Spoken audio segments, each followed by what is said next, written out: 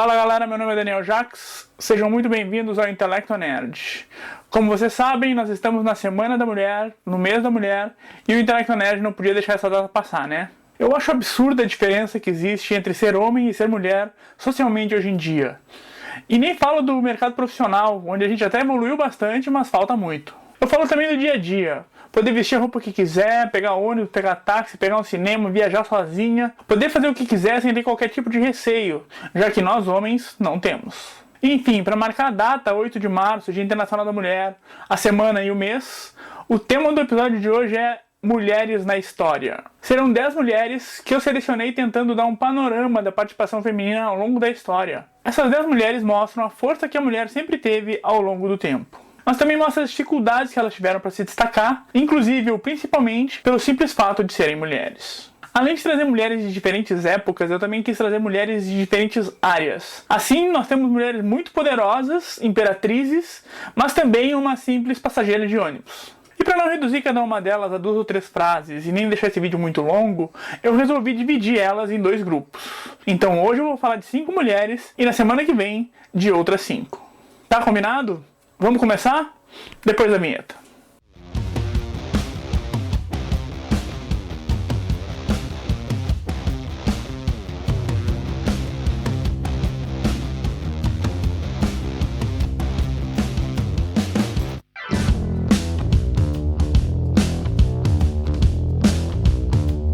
Apesar de ter entrado para a história apenas como Cleópatra, a primeira mulher que eu vou citar aqui se chamava Cleópatra VII Tel Philopator. Nascida em 69 a.C., em Alexandria, Cleópatra se tornaria a última faraó do Egito.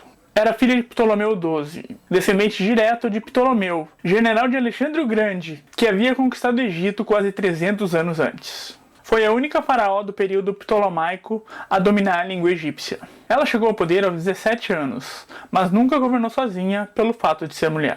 No ano de 51 a.C., Cleópatra se tornou corregente de seu pai, Ptolomeu XII, que era quem realmente governava. Naquele mesmo ano, seu pai morreu, e Cleópatra se tornou rainha, tendo como corregente seu irmão, Ptolomeu XIII.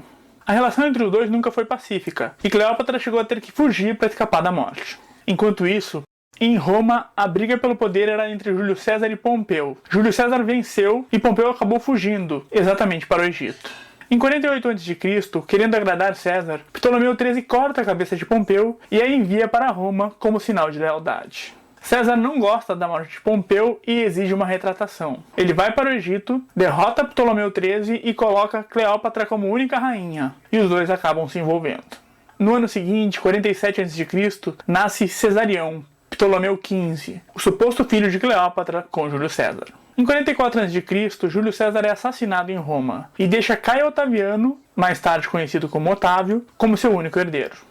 Alguns anos depois, a briga pelo poder em Roma é entre Caio Otaviano e Marco Antônio. E Marco Antônio decide formar uma aliança com Cleópatra para tentar dominar Roma. O poder de Otávio aumenta e, para evitar maiores problemas, Marco Antônio se casa com Otávia, sua irmã. Só que se separa 4 anos depois e acaba voltando para o Egito e para Cleópatra. Com isso, o caminho fica livre para Otávio dominar Roma, mas ele ainda precisa acabar com Marco Antônio. Cleópatra chega a ter o filho Cesarion, Ptolomeu XV, como corregente, mas ele acaba executado 15 dias depois, porque Otávio temia que ele reivindicasse o trono romano. Em 31 a.C., Otávio declara guerra a Marco Antônio e Cleópatra. Ele derrota Marco Antônio em uma batalha, e o amante de Cleópatra decide se matar com a sua própria espada. Ao saber disso, Cleópatra também se mata, com a mordida de uma cobra naja, em Alexandria. O Egito se torna uma província romana, e é o fim da Era dos Faraós.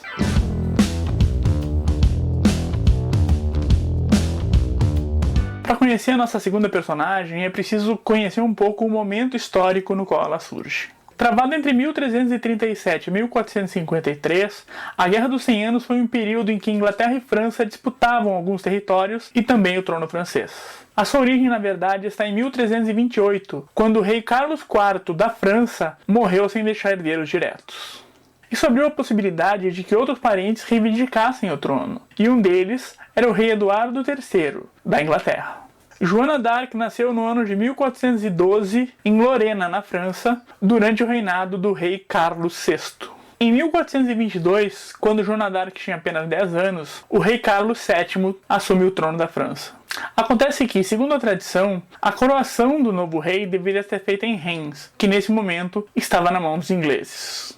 Aos 13 anos, Joana d'Arc começou a ter visões de anjos e santos e ouvir vozes que diziam para ela que ela tinha que ingressar na luta contra os ingleses e ajudar na coroação de Carlos VII. Em 1429, Joana d'Arc consegue uma audiência com Carlos VII e pede para participar da batalha. O mais surpreendente é que ele não só autorizou, como deixou tropas sob seu comando. A pergunta que fica é, será que Carlos VII fez isso pela audácia da moça ou pelo seu próprio desespero? Joana d'Arc conquista várias vitórias. Em 1430 ela liberta Orleans e também Reims, e agora Carlos VII pode ser coroado. Essa conquista aumenta muito a popularidade de Joana d'Arc, praticamente transformando-a em uma heroína francesa. Mas esse sucesso acaba desagradando parte da nobreza, que temia que uma mulher do povo chegasse ao poder. No mesmo ano, Joana d'Arc é capturada por franceses aliados dos ingleses. Ela seria julgada e condenada por bruxaria no dia 30 de maio de 1431. 20 anos depois, quando a Guerra dos 100 Anos acaba, Joana d'Arc é perdoada pela igreja e declarada mártir. Em 1803, Napoleão Bonaparte declara Joana d'Arc um símbolo francês. E em 1920, ela é canonizada pelo Vaticano.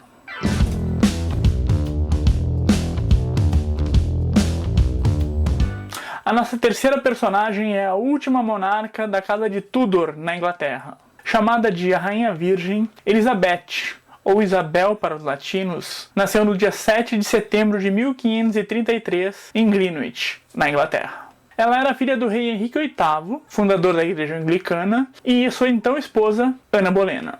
Entretanto, sua mãe foi executada 2 anos depois de seu nascimento. O casamento foi anulado e Elizabeth se tornou ilegítima. Em 1537 nasce Eduardo, também filho de Henrique VIII, mas com Jane Seymour. Ele chegaria ao trono aos 10 anos como Eduardo VI, mas morreria logo, em 1553. Em seu testamento ele tira as irmãs Elizabeth e Maria da linha sucessória, deixando o trono para Joanna Grey, que chega a assumi-lo, mas perde poucos dias depois com a anulação do documento. Com isso, quem sobe ao trono é Maria, como Maria I a católica, que prende a irmã Elizabeth, protestante. Depois de muitos anos de brigas por questões religiosas, Maria acaba reconhecendo Elizabeth como sua herdeira em 1558 e morre no mesmo ano. Finalmente, no dia 17 de novembro de 1558, aos 25 anos, Elizabeth sobe ao trono como Elizabeth I. No início de seu reinado, Elizabeth procura um meio termo entre os católicos e os protestantes, para evitar problemas como o que a sua irmã Maria tinha tido. E ela também estabelece a Igreja Protestante Inglesa, fundada por seu pai, a atual Igreja Anglicana.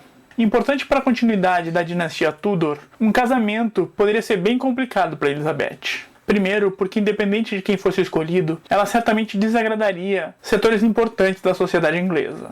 Além disso, ela também tinha a inseparável condição de ser mulher, e por isso preferiu ficar sozinha a vida toda. Outro problema que Elizabeth teve que enfrentar foi a Rainha Maria da Escócia, que também era considerada herdeira do trono inglês. E essa situação ficou tensa até mais ou menos 1566, quando Maria perdeu o poder na Escócia, foi presa e fugiu para a Inglaterra, acreditando que teria o apoio de Elizabeth. A rainha inglesa até pensou em recolocar Maria no trono escocês, mas preferiu deixá-la presa, e ela ficaria lá por 19 anos. Nessa mesma época, o Papa Pio V declara Elizabeth herege, autorizando os católicos a não mais obedecê-la. Poucos anos depois, porém, essa atitude passa a ser considerada alta traição na Inglaterra. Como se não bastasse, a partir de 1580, Elizabeth tem que enfrentar uma guerra contra a poderosa Espanha do século XVI. Em 1587, ela é convencida a permitir o julgamento de Maria da Escócia, que acaba decapitada. Em 1588, a Espanha envia a Armada Invencível na tentativa de conquistar a Inglaterra, mas acaba derrotada. E isso deu a Elizabeth uma das maiores vitórias navais e militares da história da Inglaterra. A partir daí, porém, a economia inglesa entra em declínio e a popularidade de Elizabeth vai junto. Elizabeth acaba morrendo no dia 24 de março de 1603, encerrando a dinastia Tudor e sendo substituída por Jaime VI, da Escócia, que se torna Jaime I na Inglaterra. É a queda de popularidade de Jaime, porém, que começa a criar a lenda que Elizabeth é até hoje. E isso é ampliado mais tarde, no século XIX, pela Rainha Vitória.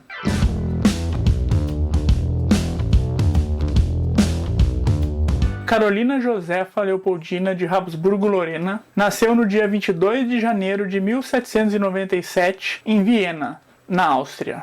Era filha do imperador Francisco I da Áustria e de sua segunda esposa, Maria Teresa das Duas Sicílias.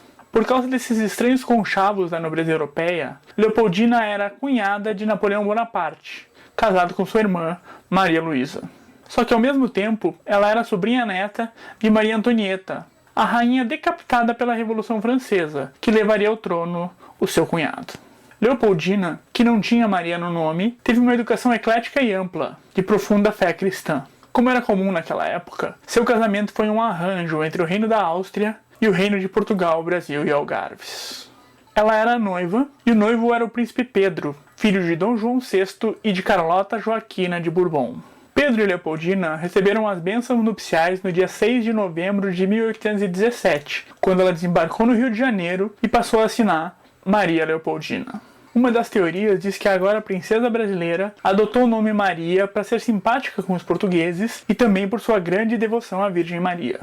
De educação conservadora, em 1821 Leopoldina enviou uma carta ao pai, Francisco I, assustada porque o marido era simpatizante das novas ideias. Com o tempo, porém, Leopoldina mudaria bastante de opinião, e um dos momentos cruciais para isso foi a volta da família real portuguesa a Portugal, deixando Dom Pedro como príncipe regente. A situação se agrava, e em janeiro de 1822, Leopoldina tem forte influência no dia do fico, quando Dom Pedro declara que não retornaria a Portugal. Em agosto de 1822, o príncipe regente parte para São Paulo para tentar apaziguar os ânimos por lá, deixando Leopoldina como regente do país, com plenos poderes para governar. No dia 2 de setembro, Leopoldina escreve uma carta ao marido, aconselhando a romper os laços com Portugal. O documento chega a Pedro no dia 7 de setembro, às margens do Ipiranga, e ele proclama a independência.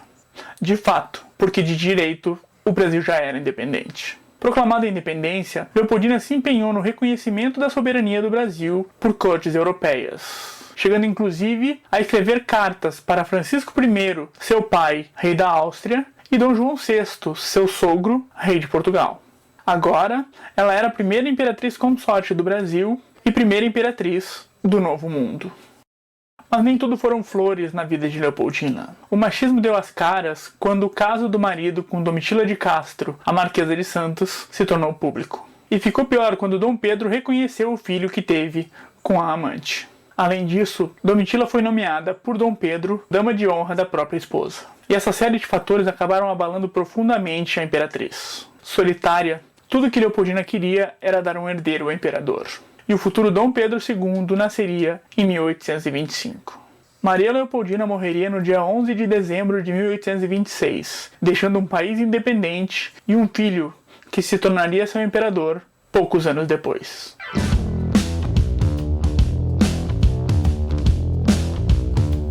Para fechar essa primeira parte, vamos falar daquela que é sem dúvida a menos conhecida dessas 5 primeiras mulheres. Entretanto, sem ela, nem eu estaria aqui gravando isso e nem você estaria aí assistindo. Ada Lovelace. Augusta Byron nasceu no dia 10 de dezembro de 1815, em Londres, sendo a única filha legítima de Lord Byron, um poeta e um dos grandes expoentes do romantismo inglês. Sua mãe foi a matemática Anne Elizabeth Annabel Byron. Lord Byron queria um herdeiro e deixou a família dias depois do nascimento de Augusta. Mesmo assim, na infância, Augusta, ou Ada, aprendeu literatura clássica, filosofia, ciências e matemática. Aos 17 anos ela conheceria Charles Babbage, que viria a ser reconhecido como o pai do computador, e a partir dali seria o seu mentor. Ela se casou aos 20 anos com William Lord King, que em 1838 foi nomeado Conde de Lovelace, fazendo de Ada Lady Lovelace. Os dois tiveram 3 filhos, Byron, Anne Elizabeth e Ralph Gordon. Aos 28 anos, ainda mentorada por Babbage, Ada faz, a seu pedido, a tradução de um artigo escrito por Luigi Menabrea, engenheiro militar e futuro primeiro-ministro italiano.